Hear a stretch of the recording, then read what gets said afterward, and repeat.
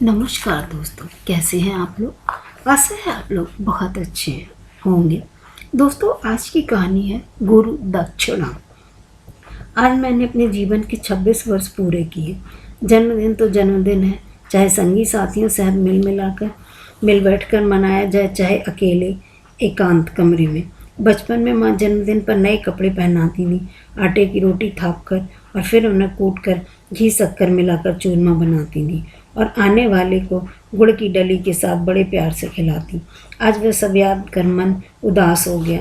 कितनी अजीब बात है ना, सुखद यादें भी रुला सकती हैं।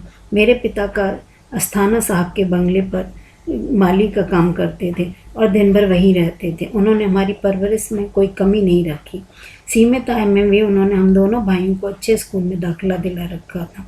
माँ बहुत सुगढ़ता से घर चलाती थी। पौष्टिक भोजन, धुले हुए प्रेस किए हुए कपड़े और अच्छे संस्कार सब माँ से मिले थे। वे स्वयं बड़ी पढ़ी लिखी नहीं थी, पर चाहती थी कि हम दोनों भाई अपना जीवन लक्ष्य ऊंचा रखें। परंतु लक्ष्य प्राप्त के लिए एकाग्रता बहुत आवश्यक है, ऐसा वे अक्सर कहती थी। उसके लिए हमें प्रेरणास्पद पौराणिक कहानियाँ सुनाती। मेरी प्रिय कहानी थी अर्जुन की, जिसे कई बार सुनकर भी मेरा मन ना घाता था। धनुर्विद्या की परीक्षा चल रही थी। पेड़ पर काठ की एक चिड़िया टांग आश्चर्य द्रोणाचार्य ने उसकी आंख भेदने को आदेश दिया था। कौरव और पांडव बारी बारी से धनुष बाण उठाकर उन पर ज्यों ही निशाना साधने लगते तो द्रोणाचार्य प्रश्न करते, क्या क्या दिखाई दे रहा है। हर एक को आसपास बैठे खड़े लोग, पेड़, चिड़ियाँ, दूर का आकाश, सभी कुछ दिखाई दे रहा था। अब अर्जुन की बारी है और द्रोणाचार्य का वही प्रश्न, पर अर्जुन को केवल चिड़िया की आँख ही दिखाई दे रही थी, सब कुछ, अन्य कुछ भी नहीं। ऐसी एकाग्रता थी अर्जुन, और ऐसे ही बनना था मुझे भी। अतः मेरा आदर्श बन गए थे अर्जुन। मेरा ख्वाब और वह लक्ष्य बहुत ऊंचे थे और उसके लिए पिता का कितना महत्व है मैं ये अच्छी तरह से नहीं जानता था। मैं अपना जीवन और अपने हिसाब से जीऊँगा, यही मेरा दृढ़ निश्चय था। माँ ने केवल अभावग्रस्त जीवन ही देखा था, मैंने उन्हें सदैव अपना मन मार कर ही जीते देखा। शायद उन्हें यह एहसास ही नहीं था कि उनके पास अपना भी एक मन है, जिसकी कोई इच्छा अनिच्छा भी हो सकती है। हमारा समाज लड़कियों को उनकी कच्ची उम्र से भी एक तयशुदा दायरे में खड़ा कर देता और उनसे अपेक्षा करता है कि वे उसी पर तमाम उम्र चलती रहेंगी, बिना कोई प्रश्न किए। उनके मन में प्रश्न उठते भी तो यह भी निश्चित नहीं था कि माँ भी उन्हीं स्त्रियों में से एक थी। आज जब मैं उस मुकाम पर खड़ा था, जब मैं उनकी हर इच्छा पूरी कर सकता था, तो वे हमारे बीच नहीं रही। रविवार को तो बाबा का अवकाश रहता, पर स्कूलों में तो अनेक छुट्टियाँ होती हैं और हर छुट्टी के दिन बाबा के संग बंगले पर चला जाता। रंग बिरंगी फूलों से भरा उपवन, बंगले का साफ सुथरा वातावरण मुझे बहुत आकर्षित करता। बाबा को फूलों से बहुत लगाव था। वे नन्हे शिशुओं के समान उनकी देखभाल करते। सुबह बंगले पर पहुंचते ही ताज़े फूलों का एक गुलदस्ता बनाकर गृह स्वामिनी को भेंट करके भीतर आते तो मैं उनके संग हो लेता।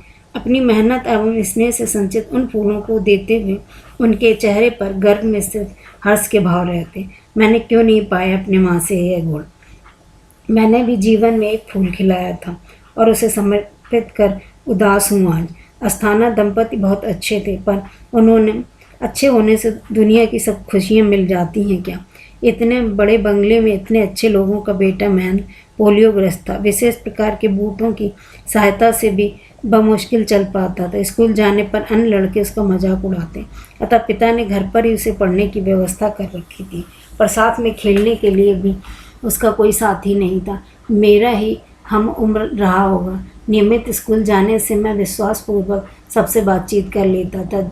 जिस दिन मैं बंगले पर जाता, माँ जी से खूब बातें करता, महेंद्र के संग दिन भर खेलता, उसे इधर उधर की ढेर सारी बातें व किस्से कहानियाँ सुनाता था। तब 11 वर्ष का रहा होऊंगा जब अस्थाना साहब ने बाबा के समक्ष एक प्रस्ताव रखा, मैं उनके घर में महेंद्र के साथी के रूप में रहूं। उनकी एवज में वे मेरी पढ़ाई का समस्त खर्चा उठाने को तैयार थे। मैं जब तक चाहे और जो चाहे पढ़ सकता हूँ। पढ़ाई में मेरी रुचि के कारण मैं उनके बेटे का अच्छा साथी बन गया और मेरा भी उच्च शिक्षा हासिल करने का सपना पूरा हो गया। मेरे स्कूल से लौटने पर वह पहले मैं और महेंद्र मिलकर पढ़ाई करते और उसके पश्चात सिर्फ उसी तरह के खेल खेलते जिनमें वह हिस्सा ले सके। महेंद्र से 3 वर्ष छोटी उसकी बहन मीता भी हमारे खेल कूद में भागीदारी करती थी। कभी कभार मैं घर अवश्य आता, पर बंगले पर रहना मुझे अच्छा लगने लगा था। वहाँ की सुविधाएं, साफ सुथरा माहौल, पढ़ने के लिए ढेरों बुक्स मुझे वहीं बांधे रखती। मेरा छोटा भाई पढ़ने में बहुत जी चुराता था। स्कूल तो नियमित भेजा जाता, पर वहीं से अपनी बुद्धि में कुछ न भर पाता। मेरी उससे दूरी निरंतर बढ़ती जा रही थी। बाबा से भी वही भेंट हो जाती। हाँ, माँ की जब भी याद आती तो मैं जाकर उनसे मिल आता। वह अस्थाना परिवार का बड़प्पन था। उनमें से किसी ने भी मुझे माली का बेटा होने का एहसास भी नहीं कराया था। 12वीं कक्षा बहुत अच्छे नंबरों से पास कर मैं प्रतियोगी परीक्षाओं में बैठा एवं मेरे शहर में IIT में मेरा चयन हो गया। अब वीकेंड पे मैं जाता था। माँ से मिलकर बाकी पूरा समय बंगले पर ही गुजरता। महेंद्र के संग रहने का बहाना तो था ही, मीता का साथ भी मुझे अच्छा लगने लगा था। अपने वादे के मुताबिक मेरी हाई एजुकेशन का पूरा खर्चा अस्थाना साहब वहन कर रहे थे। वह उनकी दरिया दिली थी कि उन्होंने मुझे कभी किसी चीज़ की कमी महसूस नहीं होने दी। मीता उस समय से हमारे संग खेलती आई थी जब हम सभी बच्चे थे। दिन, महीने और वर्ष बीतते रहे। हम अपनी किशोरावस्था लांग युवा होने लगे। स्कूल होमवर्क में उसकी सहायता तो मैं शुरू से ही करता था। वह अन्य बातों में भी गाइड बनकर देर सवेर कहीं आना जाना होता तो माँ जी मुझे उसके संग भेजती। अपने स्कूल की टीचर और सहेलियों की बातें मीता खुलकर मेरे संग डिस्कस करती। महेंद्र बाहरी दुनिया से इतना अवगत नहीं था जितना कि मैं, और यथासंभव मैं उसे सही राह दिखाता। माँ ने हमारे भीतर बहुत उच्च संस्कार डाले थे और उन्हीं के अनुरूप मैं मीता को भी मशवरा देता था। यूँ उस खूबसूरत कली को मैं फूल बनते देख रहा था। उसकी खुशबू अपने भीतर तक महसूस करता था। मैं किशोरावस्था बीतने के समय उसमें एक अनोखा आकर्षण उतर आया था, या फिर वही सिर्फ मेरी ही आंखों को दिखाई दे रहा था। चेहरे पर स्निग्धता जो उम्र की खास पहचान होती है, होठों पर सहज मुस्कान, यूँ लगता था किसी कुशल कलाकार द्वारा गढ़ी प्रतिमा हो। लेकिन प्रतिमा की आंखें उस कदर नहीं बोलती। उसकी आंखें तो मन ही मन पूरी बातें सामने रख देती थी। कुछ भी कहना शेष न बचता। उसका व्यवहार पूरी तरह बदल गया। अब वह मुझे विशाल भैया कहकर न बुलाती। नियमित रूप से हर वर्ष महेंद्र के संग मुझे राखी बांधती आई थी, पर पिछली बार एक ही राखी मिली थी कहकर मेरी कलाई में राखी बांधना टाल गई थी। करोड़ों मनुष्यों से अटी पड़ी इस दुनिया में हमें क्यों किसी को चुनते हैं? यह प्रश्न सुनने में एक सरल लग सकता है, पर शायद उसका संतोषजनक उत्तर कोई नहीं दे पाएगा। कितना बड़ा था अस्थाना परिवार का दायरा। कई लोगों ने संपर्क में आई होगी मीता, और नकारने की लाख कोशिश के बावजूद क्यों सुलग रही थी मेरे भीतर एक चिंगारी। अस्थाना साहब से इसका हाथ मांगना मेरी हिम्मत नहीं, गुस्ताखी होती, और मैं एहसान फरामोश कहलाता। अस्थाना साहब की ही बदौलत मेरे सामने मेरे सपने पूरे हुए थे। मैं अपने मुकाम तक पहुंच गया था। इन सब बातों को मैं कैसे भूल सकता था? मैंने कभी सोचा भी ना था कि मैंने मन मारकर जीना भी सीख लिया। अपनी हर इच्छा को पूरी करूंगी, पर सच्चाई तो यह है कि मन मारकर जीना मुझे विरासत में मिला था। वे आंखें बहुत स्पष्ट रूप से मुझसे प्यार मांग रही थी, पर मैंने अपने मन को लोह कवच में बंद कर दिया। महेंद्र अपने पिता की फैक्ट्री में सहायता करके नियमित रूप से जाने लगा, और मीता भी ग्रेजुएशन के लास्ट ईयर में पहुंच चुकी थी। IIT की पढ़ाई पूरी करते ही मेरी नौकरी लग गई, और अस्थाना साहब की रजामंदी से मैंने अपने लिए किराए पर घर ले लिया। पर उनके घर मेरा प्रायः चक्कर लग ही जाता ना। माँ जी की नज़रें शायद अपनी बेटी के मन की बात को समझ गई थी। वे मान भी जाती, पर अस्थाना साहब नहीं माने।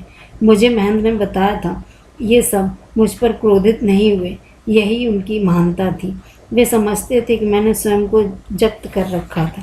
साथ ही वह यह भी जानते थे मैं उनके मान सम्मान पर कभी आँच नहीं आने दूंगा। उन्होंने मीता का रिश्ता कहीं और तय कर तुरंत विवाह की घोषणा कर दी, और सारे इंतज़ाम की जिम्मेदारी मुझे सौंप दी।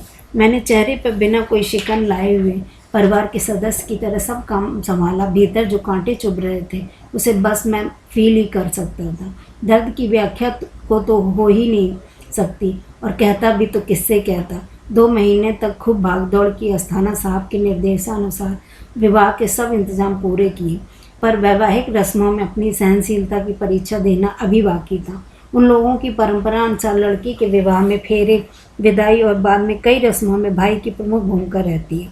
अपना भाई न हो तो वे सभी रस्में चचेरे ममेरे भाई को सौंप दी जाती हैं। नहीं कह सकता कि यह जिम्मेदारी अस्थाना साहब ने मुझे अपना आत्मीय मान सौंपी थी या मुझे अपनी औकात याद दिलाने के लिए, लेकिन मैंने यह सब किया तो मुझसे भी उपेक्षित था।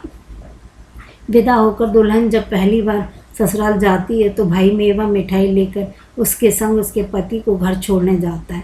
वह कर्तव्य भी मुझे निभाना था। जिस कली को खिलाने में मेरा पूरा योगदान रहा, उसे कल अपने हाथों किसी और को सौंपाया हूँ।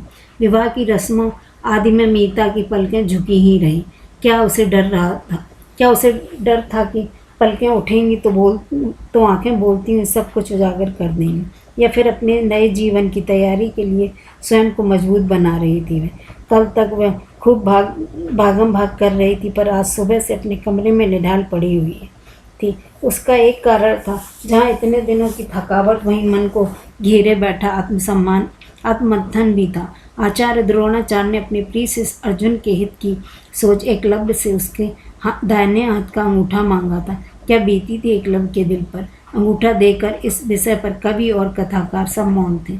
एकलव्य के साथ न्याय हुआ था या अन्याय? युग बीत गए, कौन करेगा इस बात का फैसला और कब? कुछ भी हो, मुझे विश्वास है एकलव्य अंगूठा देखकर भी सार्थक जीवन ही जीना चाहता था। ऐसे प्रतिबद्ध व्यक्ति जीवन नष्ट कर ही नहीं सकते।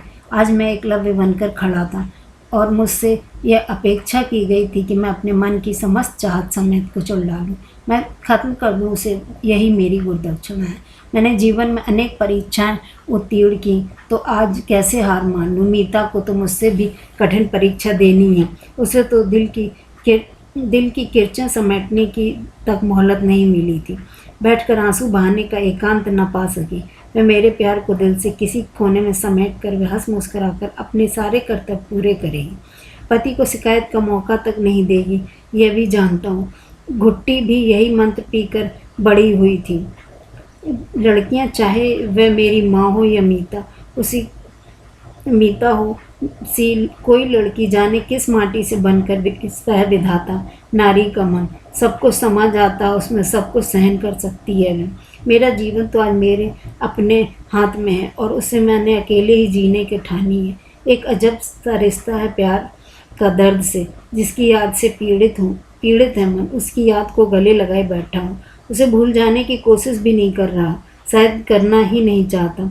सच तो यह है कि प्यार में पाना आवश्यक भी नहीं है। पृथ्वी आकाश कहाँ मिलते हैं भला? दूर से ऐसा दुख और सुखद भ्रम होता है। बस वास्तविक प्यार तो देह से ऊपर से मन से जोड़ता है, आत्मा से जोड़ता है। और यह प्यार नैतिकता के दायरे से बाहर है, समाज की वर्जनाओं से ऊपर। मन को अर्पण करके भी एकलव्य हारेगा नहीं द्रोण। यकीनन वह आज भी सार्थक जीवन ही जिएगा। दोस्तों, आप लोगों को ये कहानी कैसी लगी? अगर आप लोगों को इस कहानी में कुछ भी अच्छा लगता है तो प्लीज़ इसे लाइक कीजिए, सब्सक्राइब कीजिए और सपोर्ट कीजिए। धन्यवाद।